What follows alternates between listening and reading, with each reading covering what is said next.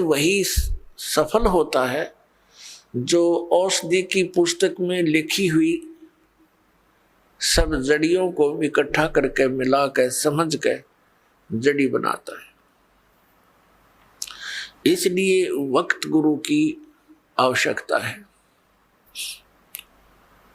तो पुण्यात्मा, इस धारणा के अनुसार इस आवश्यकता की पूर्ति के लिए ये प्राणी गुरुओं के पास जाने लगे। अब श्रद्धालु को कोई ज्ञान नहीं होता, क्योंकि वो तो जिज्ञासु होता है। जैसा भी उसके गुरुजी साधना करने को कहते हैं वो समर्पित होता है, वैसे ही करता है। तो पुण्यात्मा, सभी भक्ति भी कर रहे हैं और बुराइयां ज्यों की तो बढ़ रही है। काम, क्रोध, लोभ, मोह, अहंकार, किसी के अंदर भी कमी नहीं बनी। इसका कारण क्या है कि पूर्ण संत ना मिलने से तो कभी भी ये शांति इस समाज में, इस लोक में नहीं हो सकती। 600 वर्ष पहले परमात्मा आए थे, स्वयं एक संत की भूमिका करके चले गए और साथ में एक जुल्हे का कार्य भी किया करते थे, ये प्रमाणित करने के लिए कि वही परमात्मा पाने के लिए। क्योंकि उसमें भ्रम फैला हुआ था कि ब्राह्मण वर्ग ही भक्ति के अधिकारी हैं। बाकियों को तो इन्होंने ऐसे लगा दिया था, श्राद्ध श्रूद निकालन खातिर क्रियाओं में उलझा दिया था। और विशेषकर यही माना जाता था कि ब्राह्मण ऋषि, महर्षि घर त्याग कर चला गया जो व्यक्ति वही परमात्मा पा सकता है, या घना बड़ा सेठ धन दान करता हो। तो परमात्मा ने सब शंकाओं का निवारण करने के लिए एक शूद्र जाति में रहना पड़ा। उसमें छुआछात चरम सीमा पर थी, अत्यधिक छुआछाती। ब्राह्मण लोग शूद्रों को निकट भी नहीं आने देते थे, दूर से बात करते थे। और उस समय परमात्मा एक जुल्हा जाति के अंदर रहे। वैसे तो उनका जन्म नहीं हुआ था, सतलोक से आए थे, सहशरीर आए थे। एक नवजात शिशु का रूप धारण किया था कमल के फूल पर, बाहर एक तालाब सरोवर के अंदर। वहां से एक नीरू नीमा नाम के जुल्हा दंपति उठा ले गए थे और वहां परमात्मा की परवरिश लीला होने से और फिर जुल्हे का कार्य करते हुए जनता को ज्ञान भी देते थे, भक्तों को यथार्थ ज्ञान समझाते थे, सूक्ष्म वेद का प्रचार करते थे। वो यही हमें ये प्रमाणित करने आए थे, एक उदाहरण देने आए थे कि परमात्मा पाने के लिए जाति और धर्म और कर्म, यानी जैसे कोई ज्यादा बड़ा सेठ यानी धन अधिक या कम, ये इसके लिए कोई मायने नहीं रखता। गुरु पूरा हो और शिष्य सूरा हो, सूरमा। सूरमा का अर्थ है कि इस भक्ति मार्ग पर जो प्राणी लगता है तो उसकी सब क्रियाएं अन्य संसारिक व्यक्तियों से भिन्न होती है, तो उसमें हमारा समाज बाधा करता है। और जो उन बाधाओं की परवाह ना करते हुए आगे बढ़ता है इस भक्ति मार्ग पर, वो सूरवीर होता है।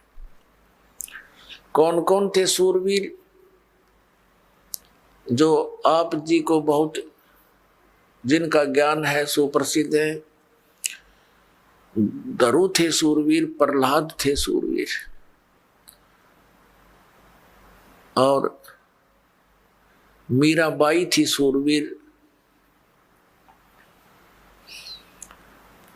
और स्वयं परमात्मा तो वो मालिक थे ही थे। वो तो सूरवीरों के सूरवीर और सब भगवानों के भगवान कबीर परमेश्वर जी।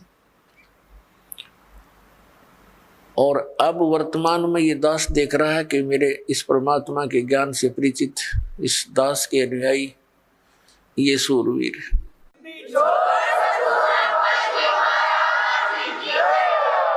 क्योंकि क्रोथा कांड के दौरान इस दास को इतना बदनाम कर दिया गया था, झूठा, और इतना परेशान किया गया परमात्मा के बच्चों को, लेकिन ये सूरवीर थे, ना किसी से लड़े और ना डरे। संत का यही एक नियम होता है, लड़े भी नहीं और डरे भी नहीं, तो परमात्मा साथ देता है। आज हम सफल हुए, पूरा विश्व के अंदर ये ज्ञान जाएगा, परमात्मा का साथ हमारे साथ रहा और रहेगा, क्योंकि ये काम उसी परमात्मा ने शुरू करवाया है। ना हमारा कोई खानदानी पेशा, ना दादे परदादे माता पिता ने कभी यो काम कराया, ना दास को ये मजदूरी दी, तो दास का उसी दिन से ये अटल इरादा बन गया था, सिर जाओ चाहे डट जाओ, परमात्मा के चरणों में ये शीश जावे तो सफल हो।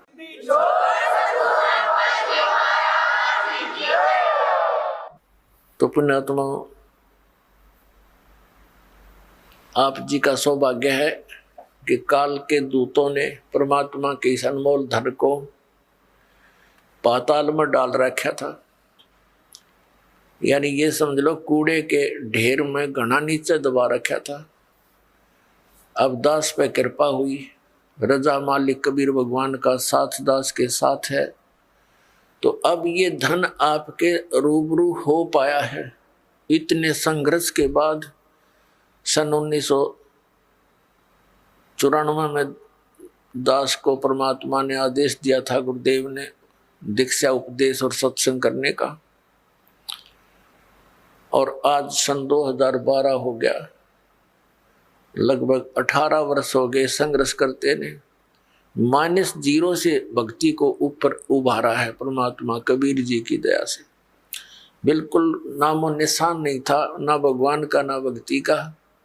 परमात्मा के लिए तरफ सभी रहे थे। जैसे ये दास पहले हनुमान पुजारी था और मंगलवार का व्रत रखता था।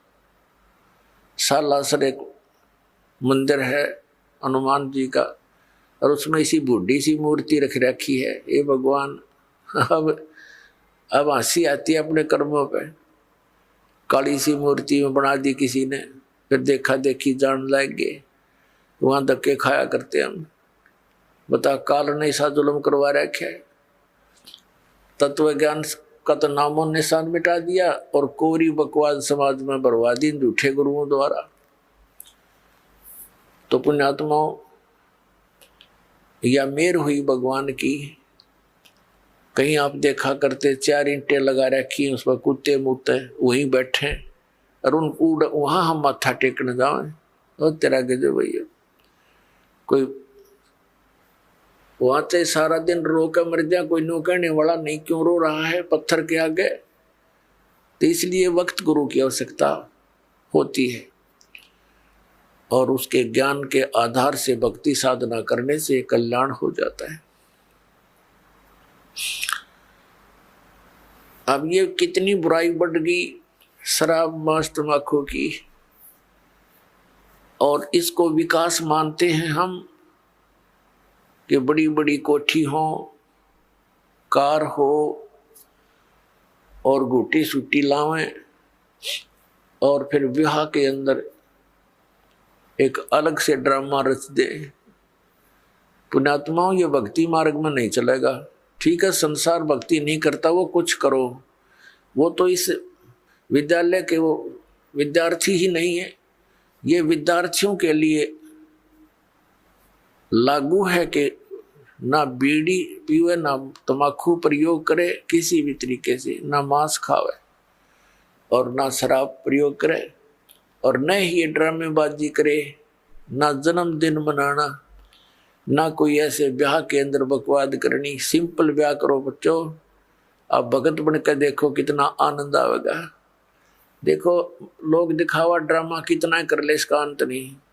शुरुआत हमने देखी, किसी ने 1100 रुपये दान के दे दिए, सारा गांव में चर्चा हुआ करती। फिर 2100 दे दिए एक ने, वो फेल हो गया। फिर एक ने 5100 दे दिए, वो फिर 21 वाला फेल हो गया, फिर एक ने 11,000 दे दिए अपनी लड़की के दान में, और एक मोटरसाइकिल दे दी, फिर कार दे दी। तो ये एक बकवाद है बेमतलब की।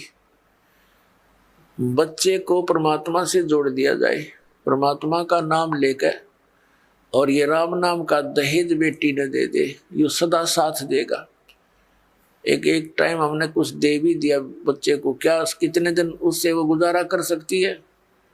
और फिर गरीब की बेटी अमीर की बेटी को देखकर मायूस हो जाती है, उसको ना जाने कितना दुख होता है। तो इस तरह की ये बकवादें हमने समाज से खत्म करनी पड़ेंगी, खासकर भगत समाज को तो इसमें अग्रसर होना ही पड़ेगा। इस दास के संघर्ष में आपने सहयोग देना पड़ेगा। ये बिल्कुल गलत है, भक्ति बाधक है। जिसके 2-3 लड़की हो जाती, नींद आराम हो जाती है उस माता पिता की, और लड़की इसी कारण से हमारे लिए बोझ बन गई। एक गऊ जैसी आत्मा होती है बेटी की। हमने खूब देखा है, बेटा और बेटी रोटी खा रही है, माता पिता कोई बोलता है बेटे को, एक वो काम कर, वैसे भी कहा ये काम करिए, बेटा तो कहेगा को नहीं करता, और बेटी रोटी खा रही होगी ना, खाना छोड़कर उठ कर चल पड़ेगी, उस काम को करके आओगी। अब ये हमें बोझ क्यों बनाई? अपने ड्रामाबाजी से, अपनी बकवादों से, दहेज के कारण। तो इस प्रकार हमने इस हर तरह की जो बुराई हमारे समाज में घर कर गई, इसको भी आपने बहुत गहराई से सोच कर, एक मर्यादा मार के उद्देश्य से नहीं कि मैंने कह दिया आपने शुरू कर दिया, नहीं। ये नियम ना समझना, ये आवश्यकता समझना, इस भक्ति मार्ग में बाधक समझना, इन नियमों को तोड़ देना। तो इस प्रकार से हम भक्ति हमारी अधिक होएगी। फिर अपने आत्मा हमने परमात्मा पाने के लिए जो भी कुछ आदेश होता है गुरु जी का, वो करना ही चाहिए, क्योंकि गुरुदेव को मालूम होता है, वो मास्टर होता है इस मार्ग का। और विद्यार्थी, और जैसे डॉक्टर के पास जाता मरीज, तो सही डॉक्टर होगा तो वो कांटे की बात करा करे और सही दवाई देगा। उसमें जो भी मर्यादा यानी परहेज बताए जा, तो उस रोगी को आजीवन करने पड़ते हैं, तभी वो सफल होता है, रोग नाश होता है।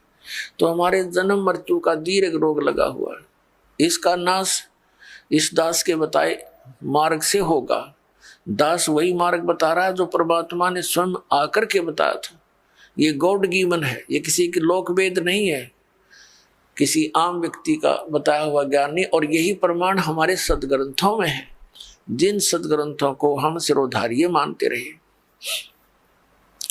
तो फिर भक्ति में देर नहीं लगेगी, आपको विश्वास होने में देरी हो रही है, और कि ये दास जो भक्ति बता रहा है वो सही है, श्रेष्ठ है, शास्त्र अनुकूल है।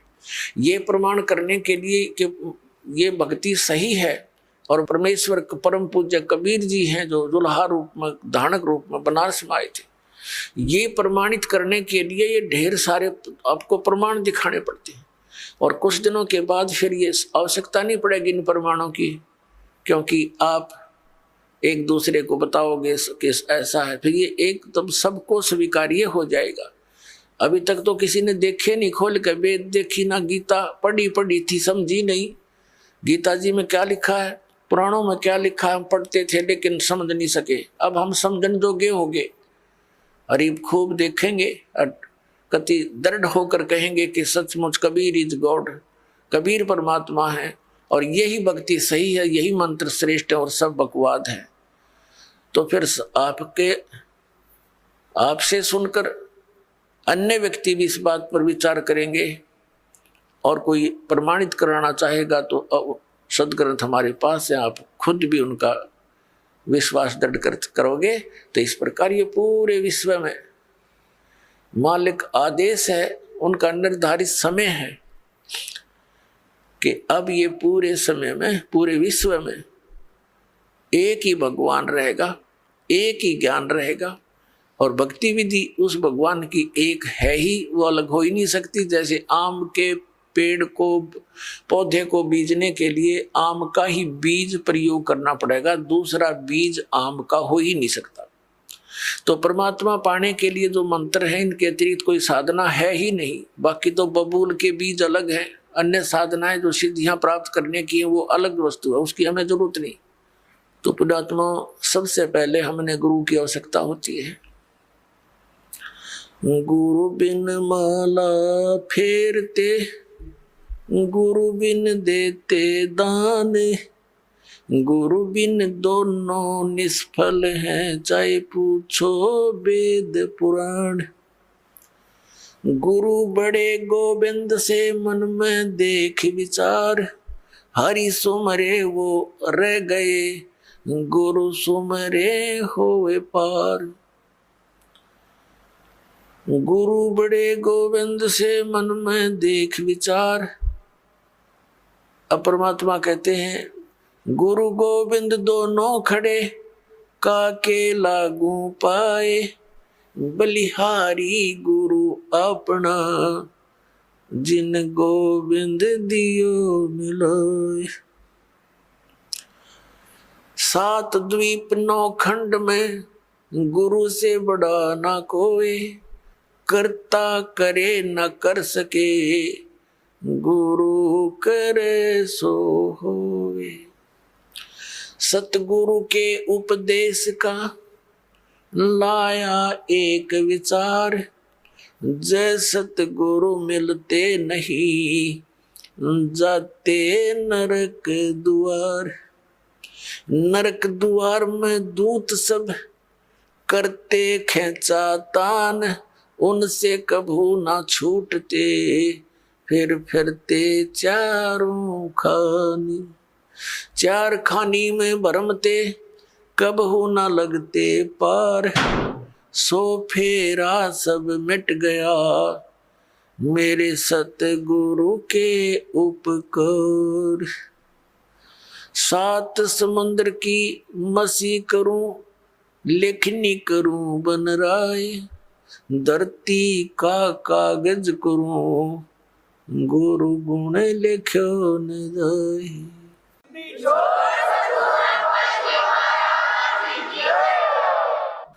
गुरु गोविंद कर जानियो, रहियो शब्द समाए, मिले जब दंडवत बंदगी, नहीं पल पल ध्यान लगावे। गुरु मानुष कर जानते, ते नर कहिए अंध, ओवे दुखी संसार में, आग काल के फंदे। गुरु को मानुष जो गिने, और करे चरणामृत को पान, ते नर नरक में जाएंगे, युग युग होवे समान। पुण्यात्माओं, परमात्मा ने गुरु जी के ऊपर गुरु की महिमा का, गुरु के महत्व को कितनी गहरे शब्दों में समझाने की चेष्टा की है। पुण्यात्माओं, परमात्मा कहते हैं कबीर हरि जय रूठ जा, गुरु की शरण में जावे। कहे कबीर गुरु रूठ गए, तो हर ना करे सहाय। अब क्या बताते हैं कि सतगुरु के उपदेश का लाया एक विचार, जय सतगुरु मिलते नहीं, हम जाते नरक द्वार। पुण्यात्मा, आपने महावीर जैन जी का इतिहास बहुत बार देखा है, दास ने दिखाया है। वो पुण्यात्मा भक्ति के लिए घर भी त्याग दिया, अपने दादाजी से उपदेश लिया, ऋषभ देव जी से, वो मारीची जी ने, और वही आत्मा आगे चल के महावीर जैन हुआ। महावीर जैन के रूप में जन्मने से पहले उस आत्मा ने 80 लाख बार तो देव पद प्राप्त किया, देवता बना,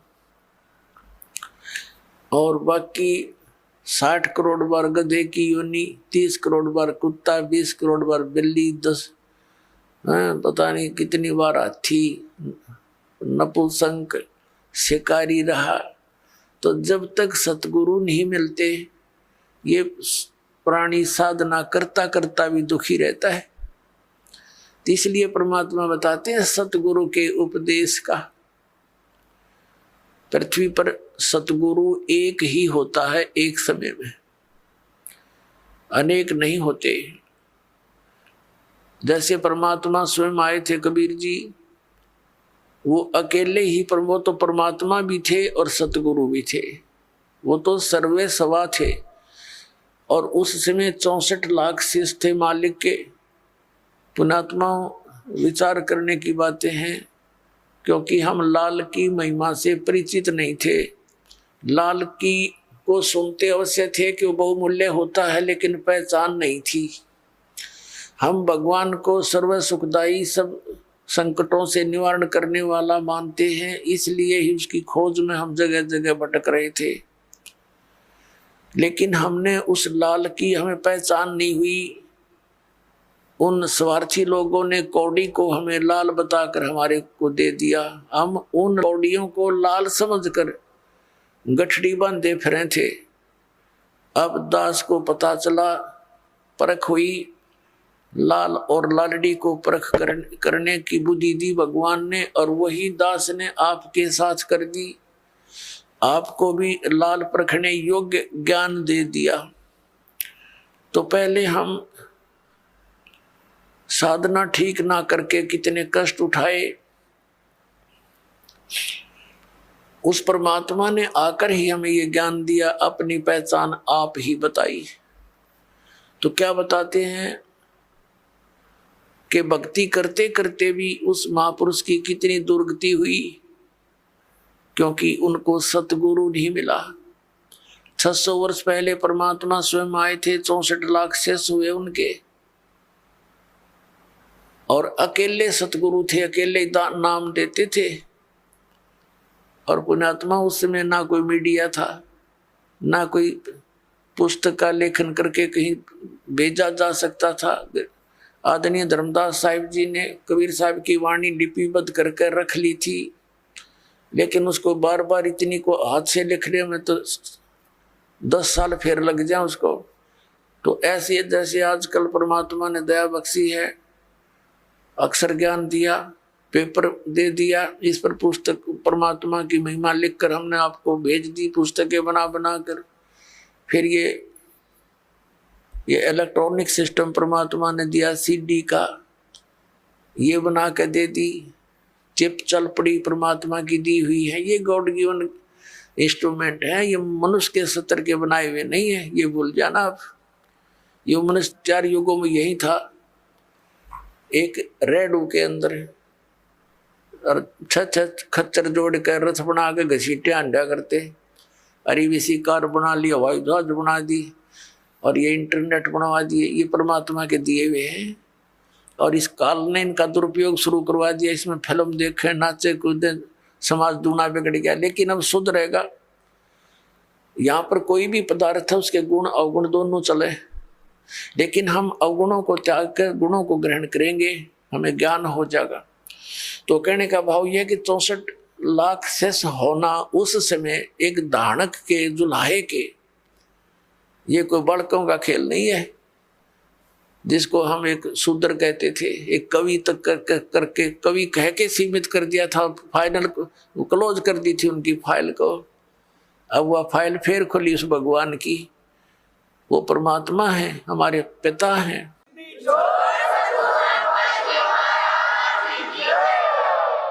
तो सतगुरु एक ही होता है। तो वो परमात्मा स्वयं सतगुरु भी थे और वो परमेश्वर भी हैं। सतगुरु की भूमिका भी उन्होंने की, वो जगत गुरु भी वही है। और फिर उनका कृपा पात्र, उन्हीं के ज्ञान से युक्त, उनके आदेश अनुसार फिर सतगुरु वही भेजते हैं। तो उस परमात्मा ने स्वयं कहा कि गरीबदास जी वाले पंथ में, 12वें पंथ में आगे चल के मैं स्वयं आऊंगा और धर्मदास इस सारे अज्ञान को हटाऊंगा। अब परमात्मा ने हो सकता है दास को किस इस योग्य देखा होगा, तो अपने कुत्ते को छोड़ दिया भौंकने के लिए, अपने बच्चों को, धनियों को जगाने के लिए। तो ये परमात्मा का किया हुआ काम है। आम जनसाधारण का ना समझना बच्चों, और इसका लाभ उठाओ, आप भी उठाओ, औरों को भी जगाओ जो गहरी नींद में सोए पड़े हैं और काल के दूतां के फंसे पड़े हैं, प्यार के साथ। क्योंकि काल ने कहा था कि ऐसे उल्टे रंग में रंग दूंगा जब तुम्हारा मोक्ष समय आवेगा कलयुग में, उससे पहले सब नकली पंथ चला दूंगा तेरे नाम से, कबीर नाम से और सतलोक सचखंड के नाम से, और उनमें इतना अज्ञान ठोक दूंगा, तेरा संदेश वाहक जब आएगा तब तक तो वो वकील बन जाएंगे उस अज्ञान के और कति नहीं मानेंगे। परमात्मा ने कहा था कि हमें मनाना आता है, उसमें शिक्षित करूंगा। परमात्मा ने कहा था, उसमें सोचा, बता दिया था धर्मदास को कि अभी तू चुप रहना, इसको जिक्र ना करना। सबको शिक्षित किया दाता ने, ये इंटरनेट प्रोजेक्टर बनवा दिए, दूर बैठे आप देख सकते हो क्या बोला जा रहा है, क्या लिखा है सदग्रंथों में, सामूहिक तौर पर सीडी के माध्यम से, टीवी के माध्यम से। तो ये परमात्मा का किया हुआ कार्य है। और पहले परमात्मा स्वयं एक दिन में हजार हजार जगह प्रकट हो जाते थे, वो तो भगवान है, वो तो जो चाहे सो कर सकते हैं। तो इस प्रकार परमात्मा ने हमें जगाया, सत ज्ञान दिया, वही दिया हुआ ज्ञान आज दास आपके समक्ष रख रहा। तो प्रसंग चल रहा है कि सतगुरु के उपदेश का लाया एक विचार, जय सतगुरु मिलते नहीं हम जाते नरक द्वार। पुण्यात्माओं, इन वचनों को गणी गहराई से सुना करो, इनको हृदय में जाने दो कानों के माध्यम से। जब तक बच्चा दवाई को अंदर नहीं जाने देगा वो काम के करेगी, होठों पर ही डाल दे, बार थूक देता है, सुनता नहीं है। तो इनको बहुत गहराई से सत्संग के समय तो आप एकाग्रचित हो जाया करो और परमात्मा के इन वचनों पर गहराई से सोचा करो। अब क्या बताया भगवान ने कि जय सतगुरु मिलते नहीं जाते नरक द्वार। सतगुरु के उपदेश का लाया एक विचार, और जय सतगुरु मिलते नहीं हम जाते नरक द्वार। नरक द्वार में दूत सब फिर करते खेचा तान, उनसे कबू ना छूटते फिर फरते चारों खान। पुण्यात्माओं, जब ये भक्तिहीन प्राणी यहाँ से जाता है, यम के दूत इसको पकड़ कर ले जाते हैं, धर्मराज के सामने खड़ा कर दिया जाता है, न्यायाधीश के सामने। वहां ये नहीं कह सकता कि मैंने ऐसा नहीं किया, मैंने ऐसा नहीं किया, वहां झूठ नहीं चलेगी। वहां तो आपकी फिल्म स्टार्ट हो जाएगी, सीडी ऑन हो जाएगी आपके समक्ष सामने। क्योंकि जो कर्म हम करते हैं, सोचते भी हैं, उसकी भी एक फोटोकॉपी भगवान के दरबार में जाती है और वहां जाते ही उसको ऑन कर दिया जाता है। अब जैसे आप जी भक्तों को, भाई बहनों को कहते हो, रिश्तेदारों को या कोई मित्र पड़ोस पड़ोस में मिल जाते हैं, उनको भी समझाते हो भक्ति कर लो, परमात्मा का नाम ले लो। तो अब तो उनके पास समय नहीं है क्योंकि उनको ज्ञान नहीं है।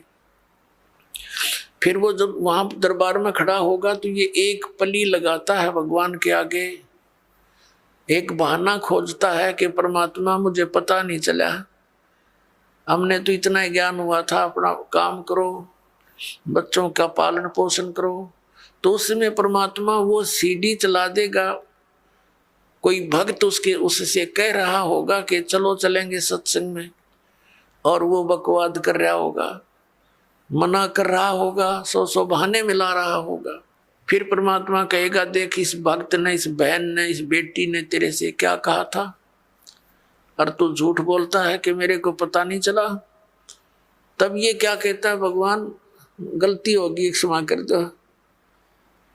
परमात्मा कहता भाई ये गलती का मानने का कोई फायदा को नहीं, अब तो नरक में जाना ही पड़ेगा।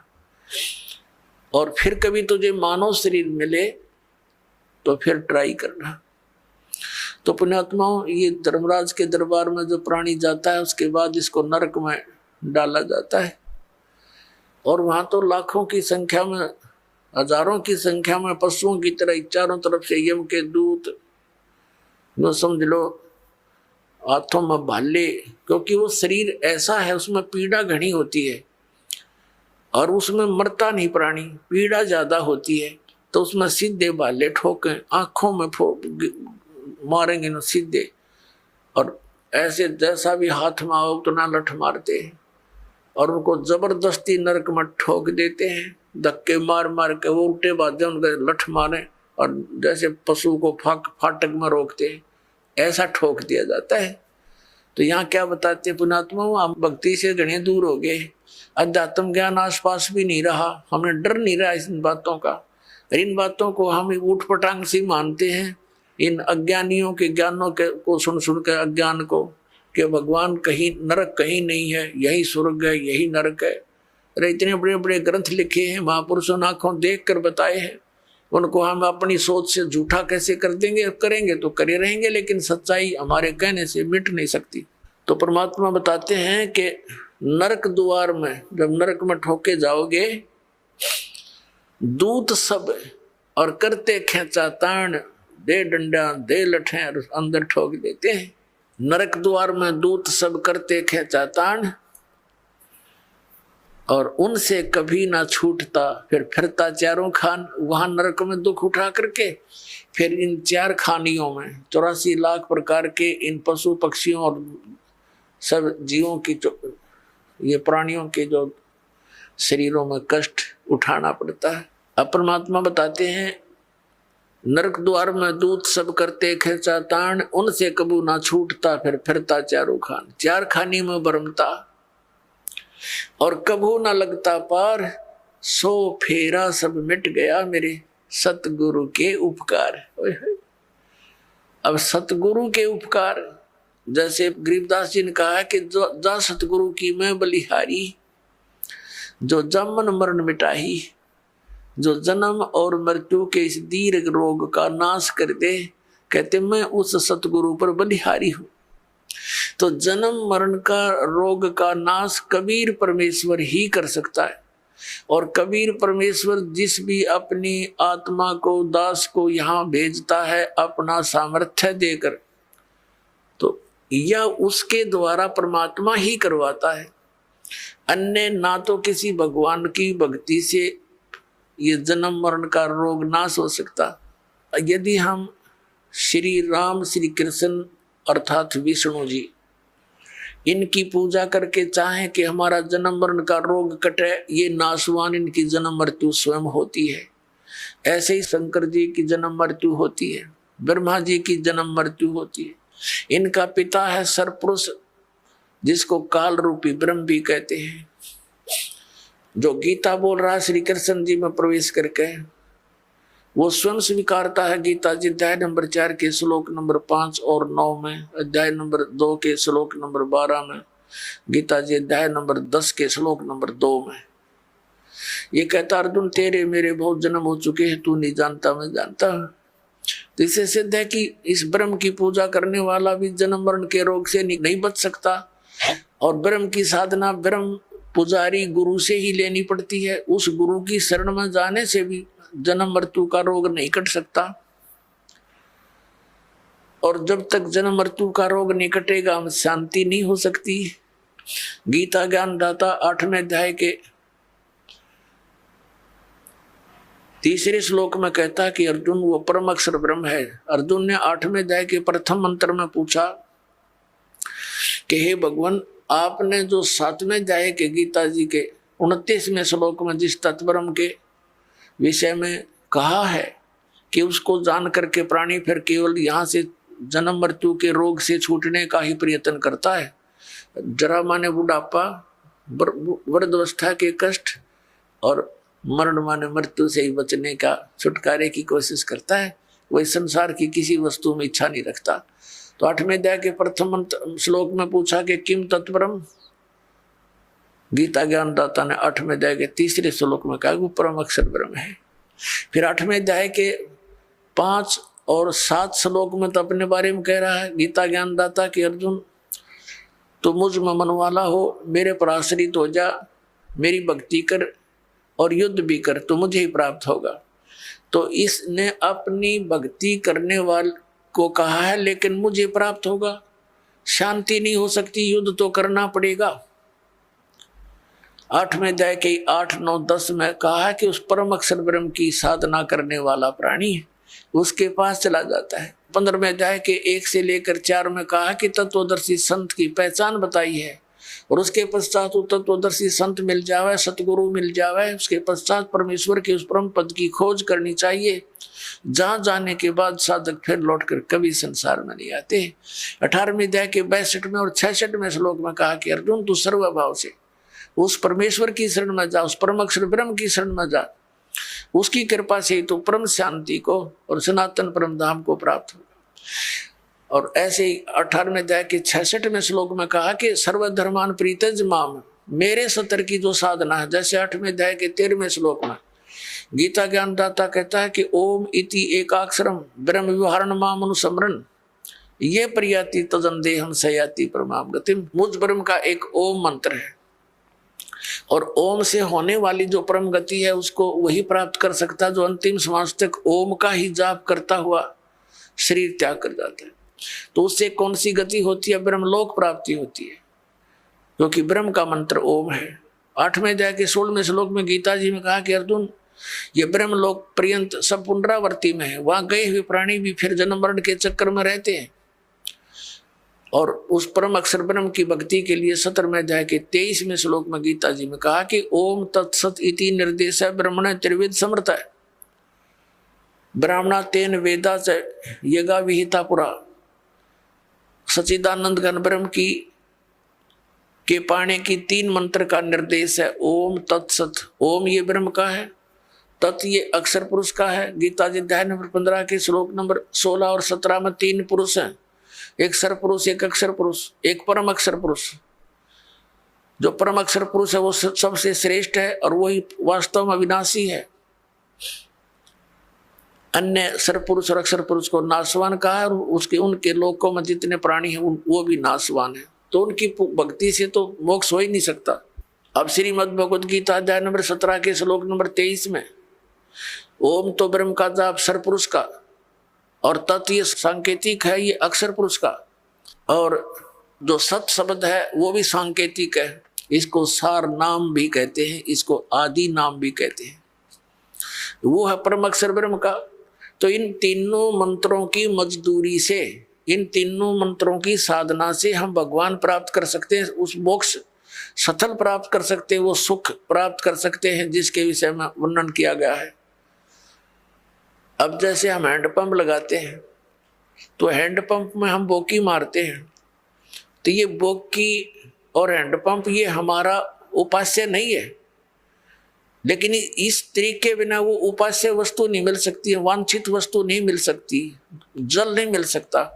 तो ये पूजा नहीं कर रहे हम तो वो साधन अपनाया है जिससे वो जल मिल जा। तो ये जो मंत्र हैं ओमकार, ये दूसरे 2 सांकेतिक हैं, ये कोई हम पूजा नहीं कर रहे, हम उस अपनी वांछित वस्तु के पाने के लिए साधन अपनाए हैं, ये साधनाएं हैं। तो ये साधना है उस परम अक्षर ब्रह्म के पाने की। जैसे सतनाम का 2 अक्षर का मंत्र है, एक ओम एक तत्। जैसे आदरणीय नानक साहिब जी की जन्म साखी के अंदर समुद्र की साखी में ये प्रमाण है उन 2 अक्षर के मंत्र का। दास अभी बोल के नहीं बताएगा। तो इन दोनों मंत्रों का जाप किया जाता है श्वास उश्वास से। जैसे हमने जल निकालना जल, तो उसके लिए हैंडपंप लगाएंगे, तो पहले बोकी मारेंगे, मिट्टी बाहर फेंकेंगे, बोकी मारेंगे, फिर बाहर निकालेंगे और पाइप नीचे छोड़ देंगे। यूं काम है समझो सतनाम का। 2 अक्षर की बोकी चलेगी श्वास उश्वास से। अब ये सतनाम, ये बोकी ने अपना काम कर दिया, जल तक पहुंचा दिया, लेकिन बाहर जल नहीं प्राप्त हुआ। उसके लिए एक और आइटम लगाना पड़ा है, हैंड पंप, ऊपर मशीन बोलते हैं उसको, और फिर उसकी पूजा करनी है, उसको भी ऐसे हिलाना है, प्रैक्टिस करनी है, जब वो जल निकलता है। तो ऐसे ही केवल सतनाम प्राप्ति से भी मोक्ष नहीं, सार नाम नहीं मिलाता है, वो जल मिले नहीं। सार नाम समझो हैंडपंप का ऊपर का वो मशीन है। तो ये मशीन उसी समय लगी हुई सक्सेस होगी जब वो पाइप पूरी जल तक पहुंच चुकी होगी। बीच में अगर कोई कहे हैंडपंप लगा दे मशीन फिट कर दे मिस्त्री, मिस्त्री कभी नहीं करेगा। तो ये दास आपको ये सब व्यवस्था बता रहा है, ये आपने करनी है, मजदूरी करनी है इसकी। और जब सारनाम का समय आएगा, आपकी पाइप पहुंच जाएगी जल तक के आसपास, तो फिर हैंडपंप यानी सारनाम आपको दिया जाएगा।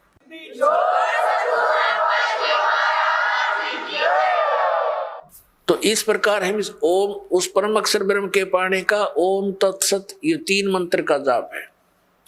ओम ये ब्रह्म का है, तत् ये अक्षर पुरुष का है, उसको परब्रह्म भी बोलते हैं, और सत ये परम अक्षर ब्रह्म का, इसको पार ब्रह्म कहते हैं। पार ब्रह्म, एक परब्रह्म एक पार ब्रह्म। ब्रह्म तो ये सरपुरुष है, ये काल भगवान 21 ब्रह्मांड का स्वामी।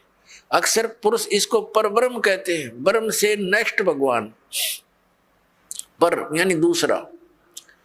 और इससे ऊपर पार ब्रह्म, पार ब्रह्म माने सबसे परले पार का, सबसे ऊपर वाला, वो पार ब्रह्म होता है। जैसे आप संतों की वाणी में पार ब्रह्म शब्द सुनते हो, वो परब्रह्म के लिए नहीं है, वो पार ब्रह्म यानी उस सत्य पुरुष की तरफ संकेत है, परम अक्षर ब्रह्म की तरफ संकेत है। तो जैसे तो उस परमात्मा के पाने का फिर 3 मंत्र का जाप है, ओम तत्सत। तो इस प्रकार हम उस परमात्मा को पाएंगे। कैसे पाएंगे?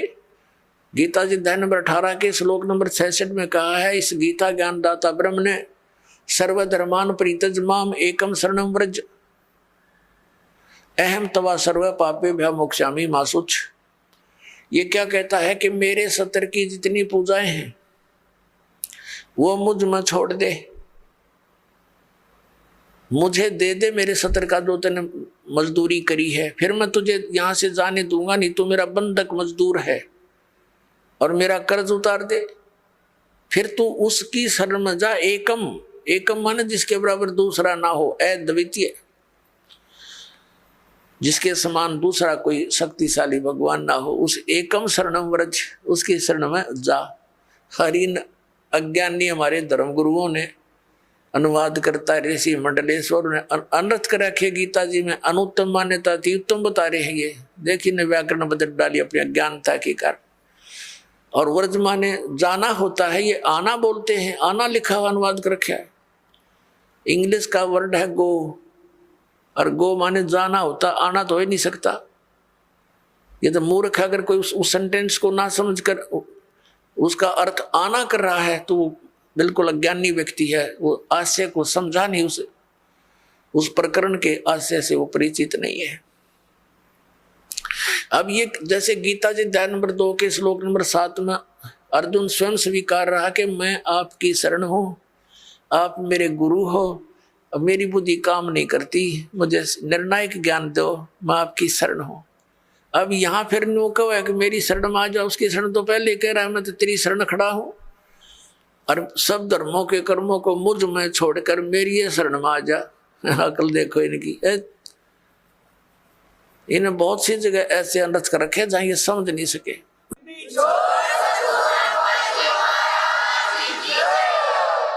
तो ये ओम नाम का जाप इसको दे देंगे काल को, ये हमें यहां से जाने देगा, नो ड्यू सर्टिफिकेट लिख देगा ये। लेकिन ये तब लिखेगा जब गुरु साथ होगा, नहीं तो आपको बहका करके यही अपने नकली सतलोक, नकली अलख लोक, अगम लोक, इसने ब्रह्म लोक में बना रखे हैं धोखा देने के लिए, वहां पटक देगा ठाक है, और वहां जीवन बर्बाद करा के कितने युगों के बाद फिर जमीन पर पटकेगा, सारा काम रह गया बना बनाया। तो सतगुरु की आवश्यकता आपके साथ रहेगी अंतिम सांस तक। तो जैसे अब प्रसंग चला है कि हम ओम नाम का जाप इसको दे देंगे, और फिर हमने 7 संग ब्रह्मंडों को पार करके जाना है इस अक्षर पुरुष के पर ब्रह्म के 7 संग ब्रह्मंडों को, उसके लोक से जाने का किराया देना है इसका। वो तत् मंत्र जो आपको देते हैं वो उसके किराया देना है, उस वहां से फिर वो जाने के लिए हमें ये समझ लो टोल टैक्स समझ लो, ये उसका अक्षर पुरुष के लोकों से पार होने का। और तीसरा जो मंत्र है वो सतलोक में स्थायी स्थान प्रदान कराओगा, जो आदि नाम है, सार नाम है। तो पुण्यात्मा गीता जी अध्याय नंबर 8 के श्लोक नंबर 8, 9, 10 में गीता ज्ञानदाता कहता है कि उस परम अक्षर ब्रह्म की साधना करेगा तो उसको प्राप्त होगा। उसकी साधना का मंत्र ये बताई दिया, ओम तत्सत, नथिंग एल्स, इति निर्देश है, बस यही निर्देश है। निर्देश का mean final direction, nothing else.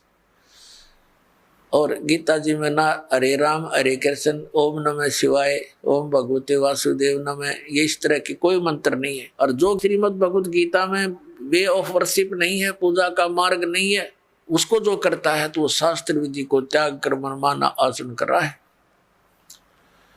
अब प्रसंग आता पुण्यात्माओं, जो शास्त्र विधि को त्याग कर मनमाना आचरण करते हैं उनको न तो सुख हो न उनकी गति हो, बताओ, और न ही उनकी कोई कार्य सिद्धि हो। तो फिर इसीलिए तो हम भक्ति करते हैं और वो तीनों व्यर्थ, तो वो साधना के करने का कोई लाभ नहीं। इसी कारण से हम नास्तिकता की तरफ चल पड़े। भगवान को खोजते खोजते हम हार थक चुके हैं। अंत में हमने घुटी सूटी का सहारा ले लिया, चोरी ठगी करके हम सेठ साहूकार बनने की चेष्टा कर रहे हैं। वो दूने दुख उठा लेते हैं, पाप इकट्ठे कर लेते हैं। तो इस प्रकार इस ज्ञान से हमें ये विष दिखाई देगा। परमात्मा कहते हैं जैसा दर्द आपना हो ऐसा दान बराने। पुण्यात्मा हो, आप किसी ऑफिस में जाते हैं, दयाहीन प्राणी होगे, उनको दर्द नहीं दिखाई देता कि कहाँ से आया है ये व्यक्ति, भूखा प्यासा है। उनको केवल अपना बकवाद उद्देश्य उनका उल्लू सीधा हो जाता है, तो वो आपका कार्य करेंगे ना, तो कति नहीं करें। चौनी चाहिए उन्हें पहले। अब दास जब नौकरी लगा 1977 में, तो उसमें कोई एक आध अधिकारी के ऊपर उंगली टिका करती कि वो भ्रष्ट है, बाकी सब ठीक थे। अब एक आध अधिकारी कर्मचारी रह रहा है, उस पर उंगली टेके यूं ठीक है, बाकी सब एक जैसे हो गए। तो या क्यों बिजली गिर गई? अज्ञान से। पहले डरते थे भगवान से, भगवान का भय निकल गया और विष खाने लग गए। हाहाकार मच गई। एक शहर में देख लो डॉक्टर है भगवान, दुनिया भर के वैद्य डॉक्टरों की दुकान खुल गई। मेडिकल में जाकर देख लो, किसी में खचाखच भरे पड़े हैं, उधर पाप इकट्ठे करें, वहां भोगे पड़े पड़े। यही परमात्मा कहते हैं जीवित जग में जूती पड़े फिर जम तोड़े छाती। हाँ, जीवित यहाँ बिरान माटी होगी, राग यम के दूध गढ़ेंगे, वो न्यारे दुख तुम्हारे ऊपर। तो इस विष ने कौन खाओगा जब ज्ञान हो जाएगा? तो ये कारण क्यों हो गया है? क्योंकि हम भगवान के विधान से अपरिचित होकर पाप कर रहे हैं। अब छोटे छोटे बच्चों को दास देखता है, बड़ी खुशी होती है। वो कहता जी मैंने ऐसे बेड़ी उठाकर दे दी गलती से, और रोता है मेरा नाम खंड हो गया। तो पुण्यात्मा, ये समाज तैयार होगा क्या? ये बच्चे बुराई करेंगे आगे चल के? ये ऐसा सोच समाज तैयार हो जाएगा, इनको देख देख और आदमी भी, दूसरे भी इनका अनुसरण करेंगे। छोटे छोटे बालक ऐसे नेक नीति से रह रहे हैं। एक छोटा सा बच्चा, उसको 100 का नोट मिल गया, गली में पड़ा था। आते उसने अपनी माँ को दिया कि वहाँ पड़ा था। उसकी माँ ने कहा नहीं बेटा, इसको हम नहीं प्रयोग करेंगे, इसको उठा के यहाँ दान पात्र में डाल दिया। तो और नहीं तो पहले तो जब ज्ञान ना होता, माँ सबसे पहले जेब में डाले। पहले तो बच्चा है ना घर लेकर आवा, कह पता नहीं कहाँ उड़ा, उसकी टॉफी खावे, रोरन खवावे फिर। तो इस प्रकार परमात्मा के इस ज्ञान से ऐसे रंगे जाओगे आप, सपने में भी नहीं गलती कर सकते। और माया की आवश्यकता होगी तो भगवान दूर नहीं, ये सत्कर मान लेना। भगवान को किस लिए खोजते थे? हमें किस चीज की डिमांड हो, आगे धर देगा ठाका, आप कह सच कर मान लेना। भगवान इसी को कहते हैं। ये कोई बालकों का खेल नहीं है। नहीं फिर क्यों ड्रामा करते हैं भक्ति की?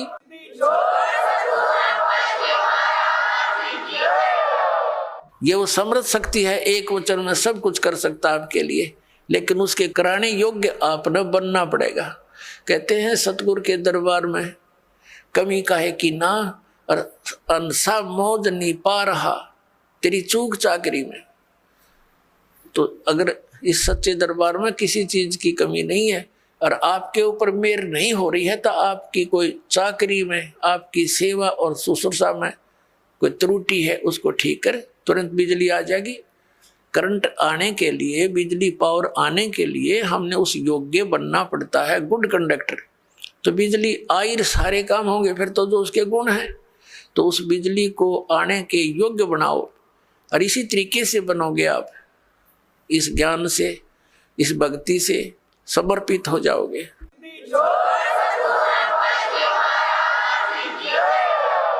अब प्रसंग चल रहा है सतगुरु के उपदेश का, लाया एक विचार, जय सतगुरु मिलते नहीं जाते नरक द्वार। अब नरक द्वार में दूध सब करते खेचा तान, उनसे कबू ना छूटता, फिर फिरता चारों खाने के दुर्गति होती, चार खानी में भ्रमता कदे ना लगता पार। और ये सब फेरा मिट गया मेरे सतगुरु के उपकार, यानी उस परम संत, उस संत की कृपा से, इस मंत्र की प्राप्ति से मेरा यू सारा जो दुख था ये बाईपास निकल गया, 100 फेरा सब मिट गया मेरे सतगुरु के उपकार। फिर क्या बताते हैं, 7 समुद्र की मसीह करूं और लेखनी करूं बन राय, धरती का कागज करूं गुरु गुण लिखो न जाए। होय होय, अब बता के गुण लिखेंगे इस परम पिता परमात्मा का। इतने कष्टों से हमें निकाल दिया, एक कुत्ते का जीवन लिखने लगो, एक मक्के के दुख है उसके ऊपर। गर्मियों सर्दियों के दिन, सर्दी का मौसम, गली में पड़ा है, पहले वो कोठी में रहता था एसी रूम में, बिना भक्ति के, देख कहाँ बड़ा उसका प्लेटफार्म, फिर गली में बैठा है, सह परिवार लेटा है, कुतिया कुत्ते बनकर, ऊपर से वर्षा हो रही है, ठिठुर रहा है, आता जाता उसका लठ मार देता है, और फिर वो भूखा उठता सुबह, किसी के द्वार की तरफ भागता है, तो वहाँ सुबह सुबह कौन उसके लिए वहाँ परोठे तैयार कर रखा है, वो डंडा मारेंगे चल, वो फिर दूसरे घर में घुसता है, तीसरे मनमान रसोई में पहुंच जा, क्यों भूख लग रही है, तो उसका लागे कड़मा लठ, फिर ट्या ट्या करता हुआ फिर कहाँ पहुंचेगा, कुरडियां पर गंध खाने के लिए जाएगा वो। पुणात्माओं, ये तो एक दिन का प्रोसेस है कुत्ते का, इसको सारे गधे कुत्ते सब 84 लाख योनियों को देखते हुए इसको लिखने लगे तो परमात्मा कहते हैं परमात्मा के गुणों का, या पूरी पृथ्वी जितना कागज हो, 7 समुद्रों की इंक हो, ये सब खत्म हो जाए पर परमेश्वर के इस गुण का अंत नहीं।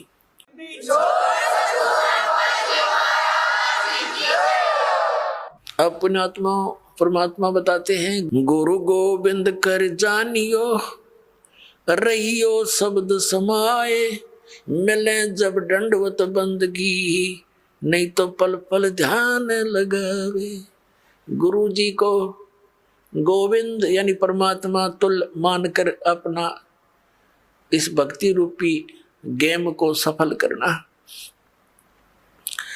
पुण्यात्मा परमात्मा जब आए थे वो स्वयं भगवान थे, और हम उनको ना पहचान कर हम एक सिंपल मैन मानते रहे, आशीर्वाद देते थे, लाभ भी होता था, लेकिन फिर वो जुलाहा दिखा करता, उन्हें भगवान दिखाई ना दिया, इस करके हम सारे रह गए यहीं पर 64 के 64 लाख। अब परमात्मा ने बताया कि गुरु को गोविंद समझकर, भगवान समझकर डील करो, ट्रीट करो उसको। जैसे ये दास तो भगवान नहीं है, लेकिन वो परमात्मा ऐसे ही दास की तरह रोल करके चले गए, वो भगवान